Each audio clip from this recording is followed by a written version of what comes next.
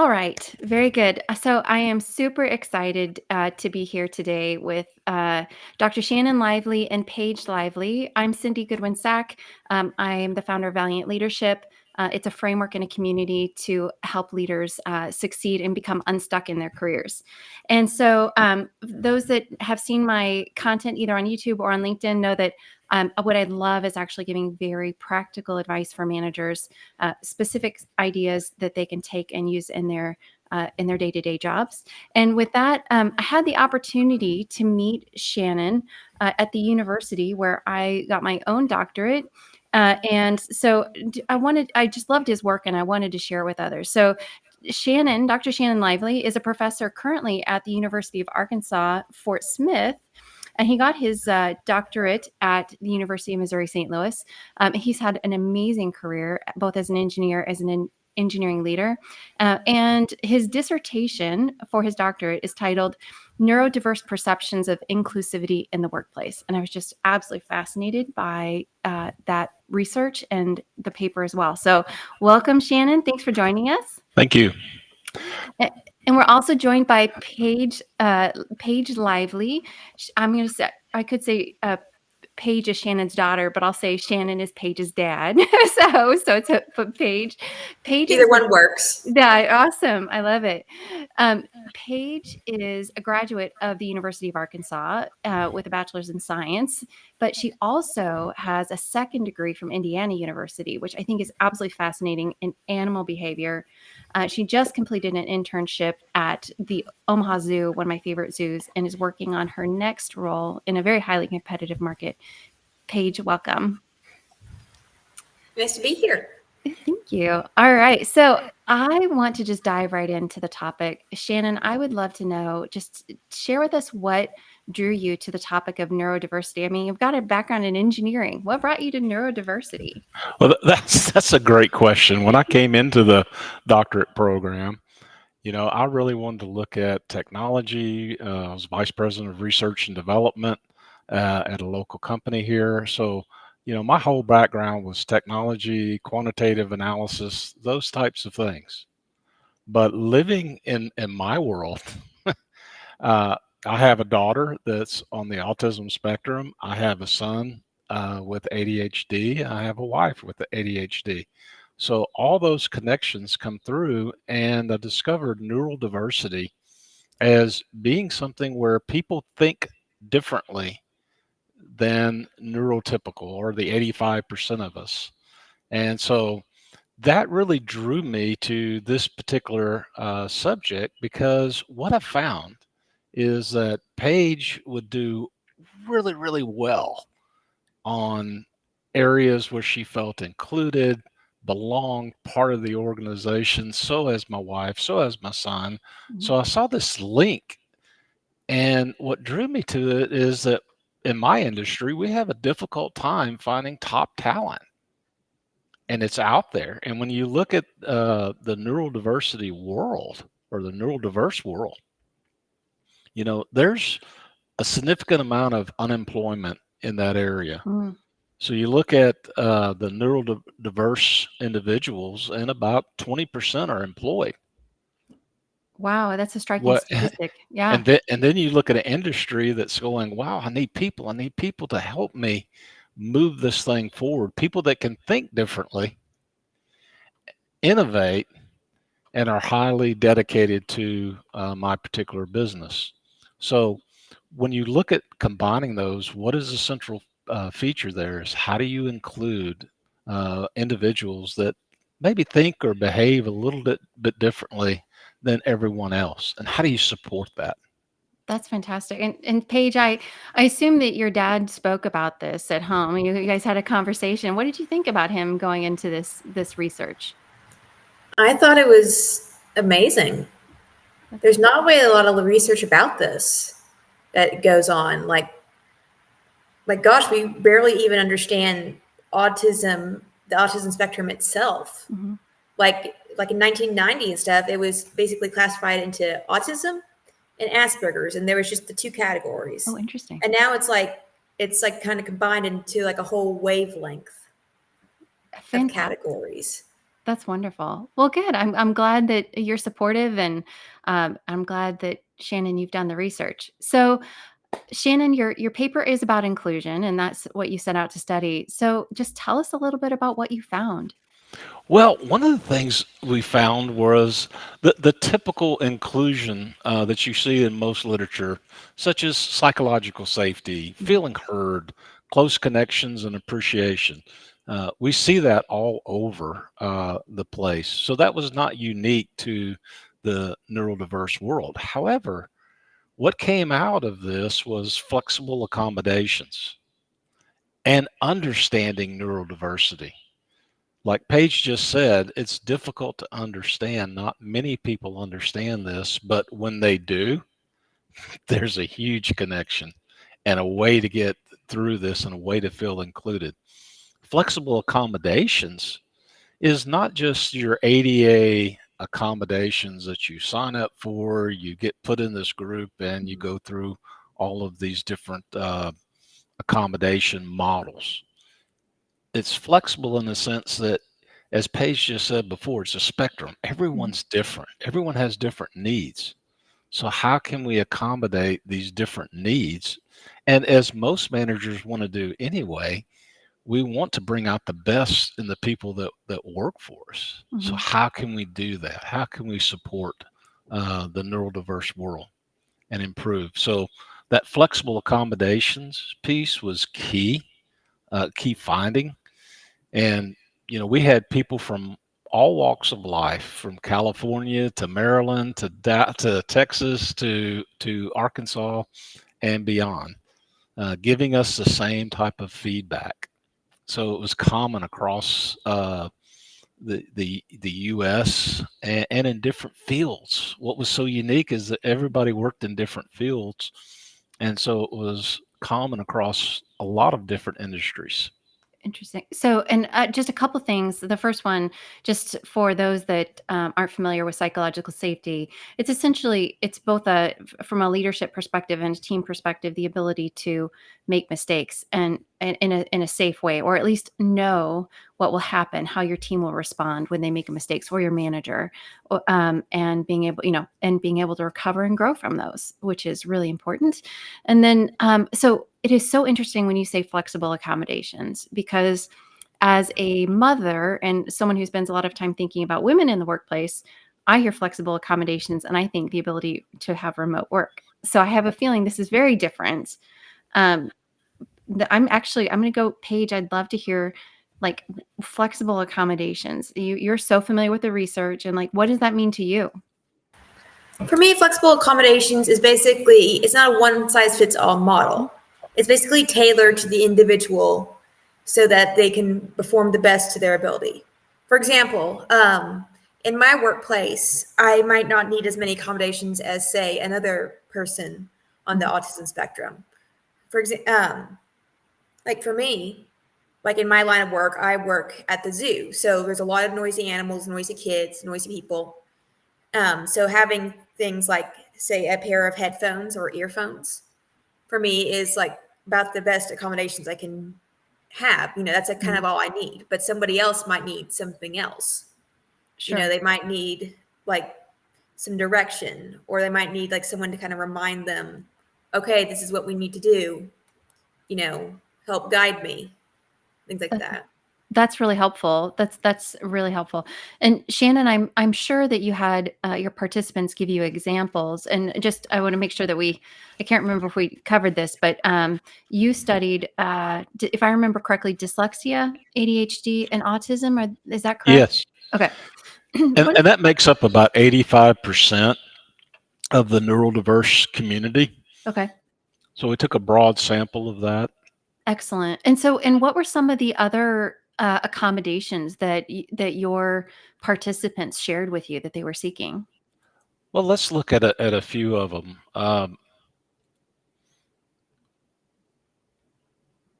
When I look at the different combinations they had, especially flexible accommodations, here's just an example of that. I appreciate when my manager would check in with me or otherwise give me insights that I wouldn't know otherwise. So I was able to debrief and have it explicitly laid out, which was really helpful. So if you think about this on an executive function piece of it, when you can lay out work explicitly, here's step 1, 2, 3, and 4, people can follow that. And you leave the ambiguity out of the equation and you spell things out with opportunities that could improve. Plus, the manager checking in and giving their insight. So think of it this way: if you saw the world a little differently, wouldn't you need somebody to come in and maybe explain to you their perception of what that world is looking like, so you can draw connections that way? Before we move on from this one, and I do want to go to more, but I want to dig into this one just a little bit largely because I've spent a significant amount of time telling managers not to do what you just suggested, which, in absence of context could be considered micromanagement. So, like, yes, exactly. Paige, so you have mentioned before that you like very explicit instructions. You've told me that previously, and context is king. Like, so tell me, like, how would that conversation go with your manager? And is there also a line where they get too prescriptive and too much in your business? I think it depends on the job, honestly. Like, for example, with like maybe an office job, there shouldn't be as much micromanaging. Usually you have like, okay, you have the charts, you have what you need to do, you have the grams over here, grams over there, you input the correct codes, and that's what you do. And you don't really need any more than that. But with like zoos or more specialized fields where communication is honestly key, you need as much details as possible, because otherwise it can slow down or even disrupt others. For example, like with diets for animals stuff, you need to have the correct amount of food for the correct amount of animals. Otherwise, they could be overfed or they could be underfed, or they might not get the medicines they need. So they have to be very specific with that. It's like, okay, Paige, this is where you need to locate the food. Food, like, for example, here at my last job, there's like, okay, we're feeding fish to penguins. So to locate the fish, you need to go, straight on into refrigerator and then turn left, and it's on the bottom shelf. And while that might be micromanaging to, like, say, an office manager, where we just be like, okay, just go to the office, you'll see them as like directly there. For a keeper and stuff, it's kind of crucial because there's several lines of food out. And so you need to get the correct one. Otherwise, they'll take longer to do it. Like, they might be still defrosting and stuff, or there might be the wrong kind of fish and you can't use that fish. Got it. That's really helpful. Have you ever felt that the direction given to you by a manager crossed the line into, no, I've got it, like, or where you feel that you could have created a more creative solution had you not been given the advice or the direction?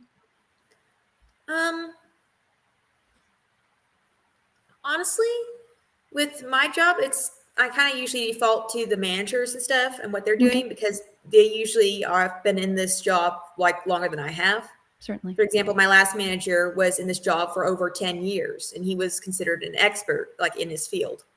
So I would need to default to him because I've only had like maybe a year of like experience with this. So usually I would just default to that, because otherwise it would take too much time to kind of go through a new process. Certainly. Especially with animals that are kind of more timid, like penguins. You kind of have to go it in gradual increments. You can't just go, okay, here's a scale, step on it. You have to be like, okay, introduce the scale, entice them with fish, and keep doing that for a long time. And they know how to do that. They know how to introduce it to an animal and stuff in a way that wouldn't hurt them, because they've had such experience there. Excellent. And for me, if I just went in there willy-nilly and just like, okay, here you go. See penguins running away. Right. Exactly. That's awesome. Okay, but we're gonna follow up. In 10 years, I'm gonna ask you the same question. Just, do you have a micromanager? So after you become the expert. So, okay, Shannon, I'd love to hear. Just tell us more examples. Sure. So I think the best way to look at this sometimes on flexible exclusion is look at how people feel when they feel exclusion and lack of flexible accommodations. And I think that this is an interesting comment that was given. It's extremely frustrating because there have been times when I do want to leave, but management is inflexible and says, no, you can't. It's like I must. And what this individual was telling me is they needed just 5 minutes to recharge. Mm, It wasn't like they were leaving the job for the rest of the day. They needed 5 minutes to recharge. So if you're getting bombarded with all these sensory issues, and imagine, Cindy, your life if I was to put strobe lights in your office and loud head banging music.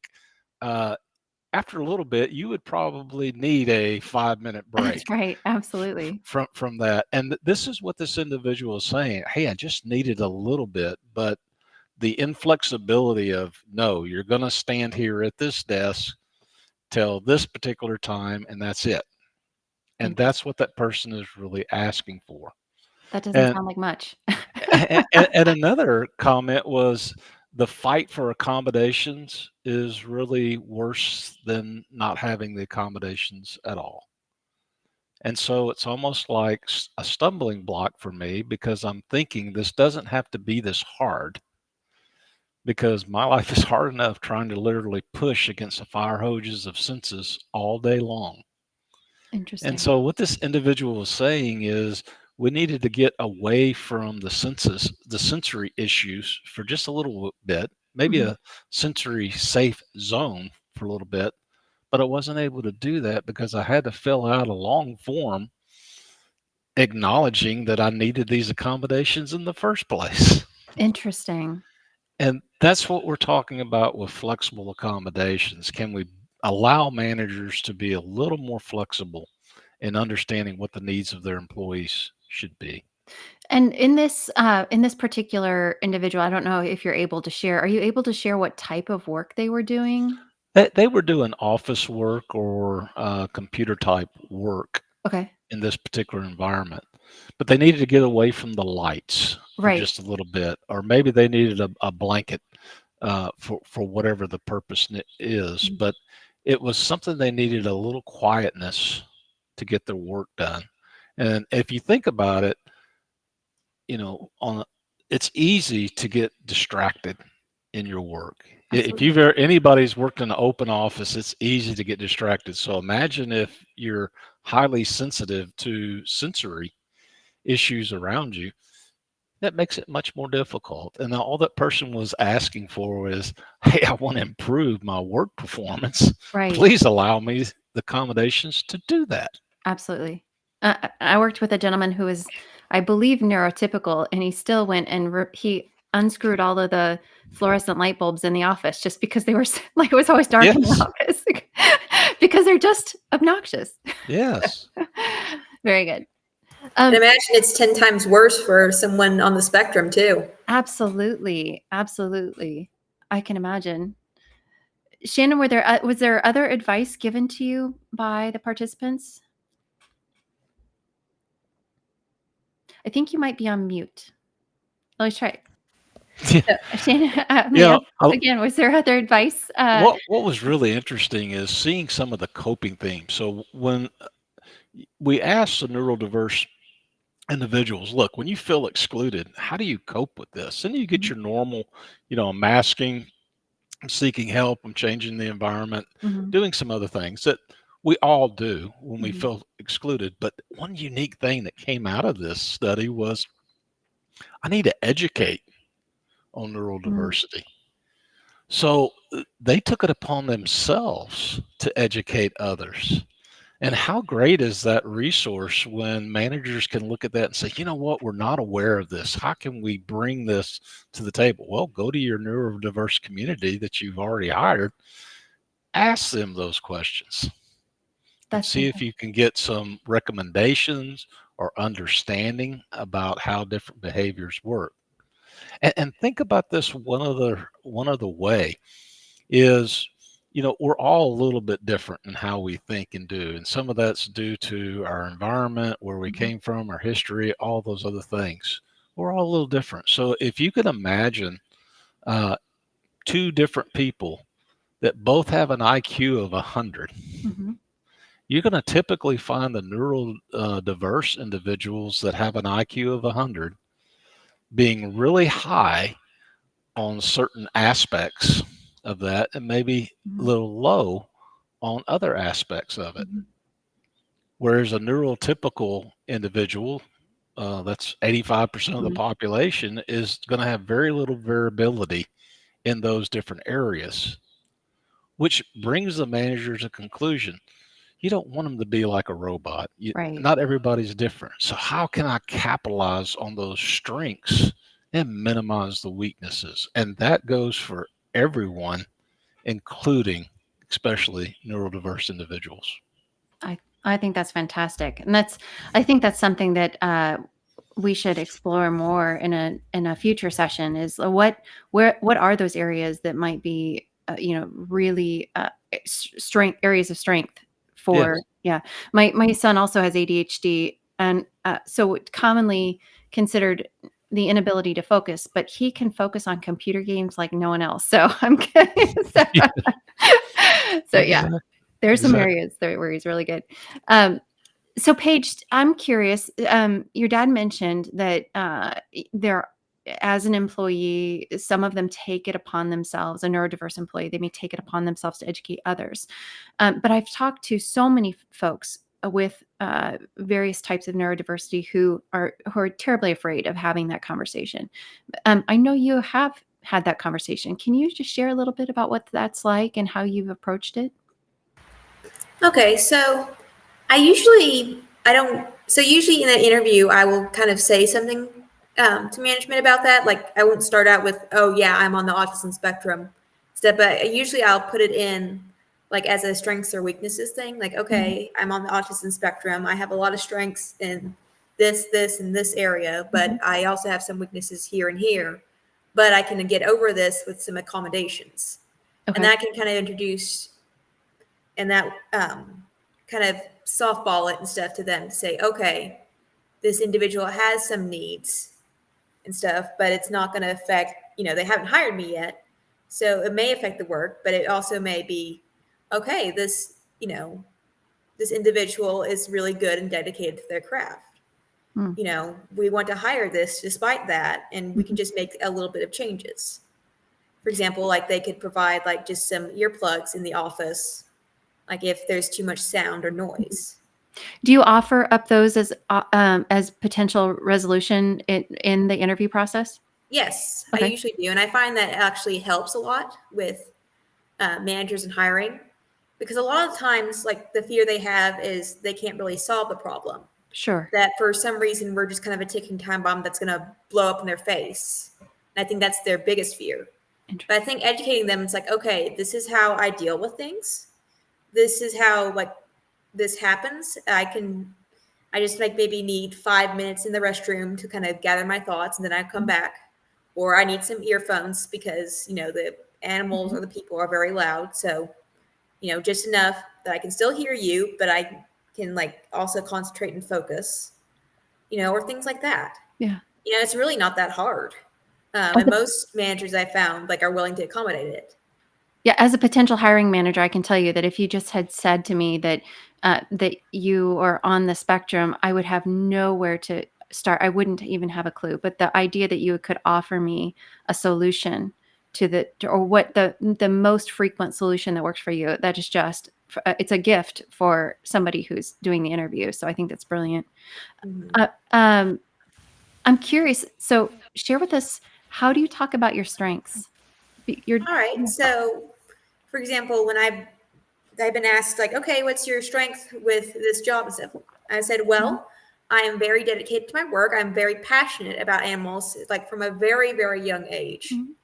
So they know I'm passionate about my work. I am dedicated to a task, and I say, like, I'm very detail oriented and dedicated. I also sometimes joke that I'm like a genie, and that I need to be like, you have to be direct with me and stuff, because otherwise You can say, okay, I want $100 and I could give you 100 deer. And that may or may not be what they want. Got it. I love that. And I love the So analogy also to a joking genie. helps as well. It helps diffuse the situation. Yes, that is fantastic. I love that, and some humor too, because the people that you're interviewing with are human, and they are, they have insecurities too. So I love that you give examples and use humor. I think that's just fantastic. So, um, very good. That's phenomenal. Let me see. I'm going back to my questions. Shannon, let's see. Have we missed any of the other key aspects of your research that we want to talk about today? Well, I think you can sum it all up in that we're all a little different. Mhm. Um, and neurodiversity has a lot of different takes, just like ADHD may be a little different than ASD, Mhm. and dyslexia may have some differences as well. Sure. But the common threads around this is how can we support our workforce? Right. And we do that through flexible accommodations. We try to understand our employees, what their needs are. And when you have those great connections, you can get the ball rolling. So some practical, we have some Yeah. practical pieces as well that wraps up the study, which was, okay, how do I increase connections? Connections was a big part. Mhm. And so if you can imagine the, if only 15% of your employers, let's say 10% of your employees are neurodiverse, if you're in a big group of 100, maybe you can find 10. But if you only have a group of 10, the chances are there's only one neurodiverse employee in your work area, so to speak. Mhm. So how does a manager make connections with other neurodiverse employees or those that have common ground? And I've seen this happen in a lot of organizations where they will bring the neurodiverse community together. Mhm. Typically, I've seen them do this, and they don't move it in a direction of segregation, but more in a direction of here's some connections you can make with individuals. We'll have a little luncheon, a get together, maybe once a month, allow you to make connections within the organization of neurodiverse communities. And I've seen it done with those in the military. Mm. Maybe there's women's groups as well. All different types where you can build connections is the key in the workplace. Another is really trying to make sure your employees feel heard. Mhm. So, to foster this environment, leaders should encourage employees to express their needs to be more successful at work. Mm. So, how do you do that? Well, the first thing you got to do is you got to ask. Right. Okay. I love it. Yeah. Uh, Not everyone's going to just give it to you on a silver platter. So you've got to make sure that the environment is open, that they're hearing it. You may have to say it 3 or 4 times as a leader that, hey, I want to hear what helps you succeed in the workplace.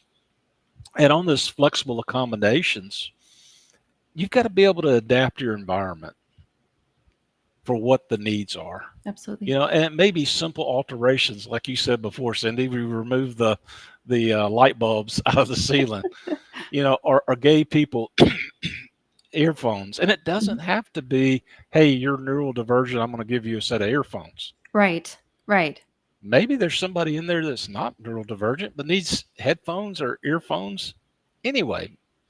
So there's all types of opportunities for leaders to really engage and move their employees forward.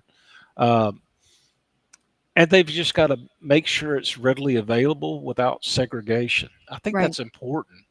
Um, Maybe you've got those in the military that have different needs, okay? And maybe it's common with some of the neurodiverse needs as well. So how do you as a leader bring those out? First thing you got to do is you got to ask and you've got to make connections with your employees. And then you've got to, the practice itself has got to be a little different than ADA accommodation, where you got to fill out a form, you go through a bureaucracy, you get certain approvals. As a leader, you should be asking your employees, what do we need to succeed? I mean, if they needed a printer, you would get them a printer. Right. Exactly. Exactly. Okay. What's the difference between a set of earphones or headphones or whatever the case may be? You want your employees to succeed in every single task they take on. Absolutely. And there's also the fact of, and we didn't talk about this a lot, is mentoring as you move through. And some people may need more support than others. Mhm. Some people may need different support, such as, from somebody with neurodiverse aspects to them may need a little more coaching on what the outside world is thinking. Mhm. Okay, because it's abstract in many cases to a neurodiverse individual of what in the world is going on here. What do you really mean Right. by this? Just because everybody's smiling doesn't mean they're always happy. Yes. So, Yeah. so how do you, as a leader, communicate that to somebody that's going to take it very straightforward, as Paige mentioned? You ask for $100, I may give you 100 deer. Right. So lay that out. That's important. And you can call it accommodations or you can call it leadership, but leaders find out what their employees need. And I'll follow up by talking about awareness of neurodiversity. Yeah. Organizations need to put forth an awareness. What is neurodiversity? Mhm. What is it like? And best of all, you have neurodiverse employees that will help you with that. Right. Exactly. And they can explain their story and they can help you understand what's out there and how you can support them. And then last but all not least is, like you mentioned before, psychological safety. Mhm. You've got to make sure your employees are open, willing to talk about things, willing to make mistakes and move forward, and they feel safe when they do so. Right. And then understanding that just because you want to do inclusion and maybe you do these steps, inclusion evolves over time and it's Mhm. built on trust. Absolutely. So as employees trust their leaders, leaders trust their employees, things begin to evolve and slowly improve over time. Absolutely. So I just to sort of recap what I heard you say, and definitely using my own framework for leadership. Basically, flexible accommodations is generally just good leadership. To your point, if we recognize that what most people are seeking is to beyond their physical safety and their food and the things, the basics, they want to feel uniquely valued and they want to belong to some. That's how we're, as humans, we're driven. Then asking people, what do you need to be successful and how can I support you as a unique individual? It sounds to me like just great leadership that could be also inclusive of the vast majority of neurodiverse employees. And I tell you, Paige, I would definitely want a set of earplugs too. So I don't identify as neurodiverse, but I am an introvert and I need lots of recharging quietness. So that very loud environment you were telling us about sounds s- sounds like a lot. So Mhm. yeah, yeah, absolutely. Well, Shannon and Paige, I really appreciate you sharing. Paige, I don't want to go without asking you, is there any advice that you have for other individuals that might want to be talking about this with their managers before we go? I'd say be honest with them. Mhm. Like present in a way that makes you look good, but also be honest. A Mhm. lot of employers and stuff, they want honesty. That's what they value with their employees and stuff. Yeah. A lot of times if they don't know the problem, then how can they fix it? Right. I know there's, some managers that just aren't very good managers. They may excel in like some aspects and stuff, but may, falter on others. And I think my advice would be don't be afraid to put yourself out there with these things. Because like I said before, they only know what they know. You know, Right. it's your job to kind of educate them and kind of tell them what you need. Otherwise they won't know, any more than you can know what they need. Absolutely. And I'll just for the managers, I'll say that when someone trusts you, when someone gives you that information, there is the expectation that you will never use that information against them. And that is the foundation of trust. So the Exactly. only response is, thank you. And how can I use this to your benefit? How can I help you with this? So anything else destroys trust. So very good. Oh my goodness. Thank you both so much for joining today. I really appreciate it and all your insights. Thank you for having us. Excellent. Thank you for having me too.